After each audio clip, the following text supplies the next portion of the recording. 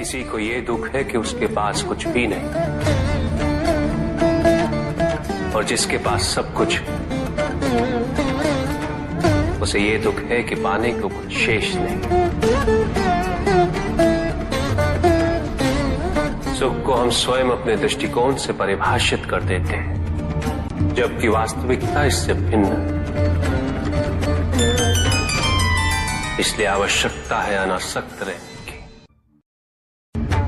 जो अपने स्वार्थ हेतु वनस्पति और जीव जंतुओं का शोषण करे, वो कैसा मनुष्य? जो तुम कर रहे हो वो प्रकृति पर अत्याचार है, और अत्याचारी सदैव अत्याचारी ही होता है। अपनी प्राकृतिक संपदा की रक्षा करना प्रत्येक मनुष्य का उत्तरदायित्व है। शक्तिशाली बनना अत्यंत कठिन है, किंतु उससे भी कठिन होता है शक्तिशाली बने रहना। और इसके लिए आवश्यक है कि हम शक्तियों से प्राप्त हुए उत्तरदायित्व का सम्मान करें।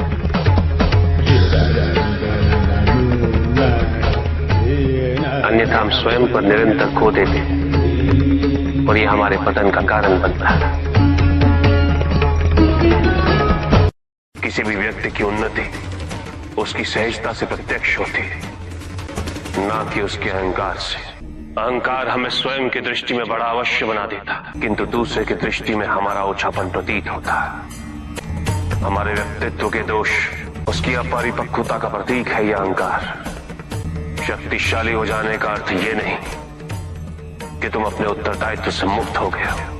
शक्तियों में वृद्धि के साथ उत्तरदायित्व और भी बढ़ जाता है।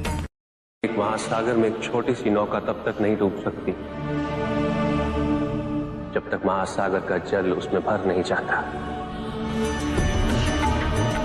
उसी प्रकार हमारे बाहर कितना ही दोष क्यों ना हो, हम नकारात्मक सोच वाले व्यक्तियों से घिरे ही क्यों ना हो, जब तक हम उनके दोष और उनकी नकारात्मकता को अपने भीतर प्रवेश नहीं करने दें, हमें कोई भी डुबा नहीं सकता। यदि हम अपनी अपेक्षाओं पर नियंत्रण पालें, किसी और के सुख से अपने सुख की तुलना ना करें, तो हम किसी भी परिस्थिति में सुखी रह सकते हैं। संसार में सबसे शक्तिशाली अस्त्र है प्रेम, धैर्य, करुणा, क्षमा। किंतु ये आज का ही सत्य नहीं, ये सत्य शाश्वत है। धनी व्यक्ति के पास जो भी अतिरिक्त धन होता है वो उसे दान करना चाहिए, उनके उद्धार के लिए जो अपनी मूल आवश्यकताओं को पूरा नहीं कर सकते।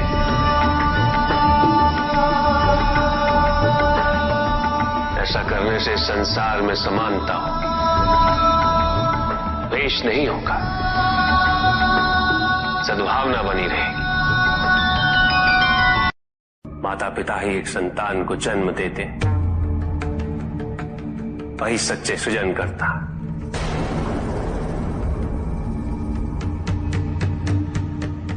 जो अपने माता पिता की निस्वार्थ सेवा करे, जो सच्चे वंश से उनकी श्रद्धा रखता,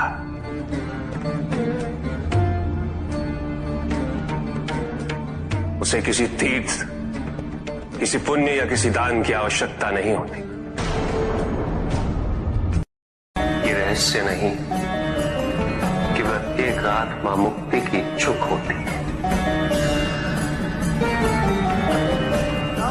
जो मरता है वो है पंचभूतों से निर्मित शरीर।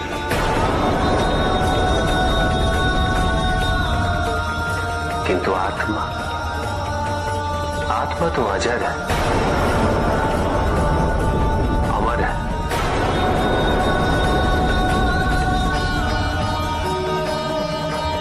जिसकी यात्रा मोक्ष पर संपूर्ण होगी। आत्मज्ञान का अमृत प्राप्त करने हेतु हलाल समान कष्ट व पीड़ा को सहना अनिवार्य है।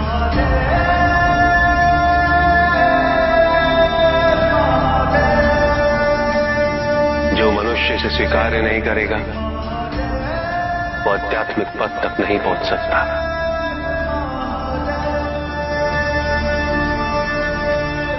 इसे स्वीकार किए बिना मनुष्य आध्यात्म पथ पर कभी सफल नहीं हो सकता।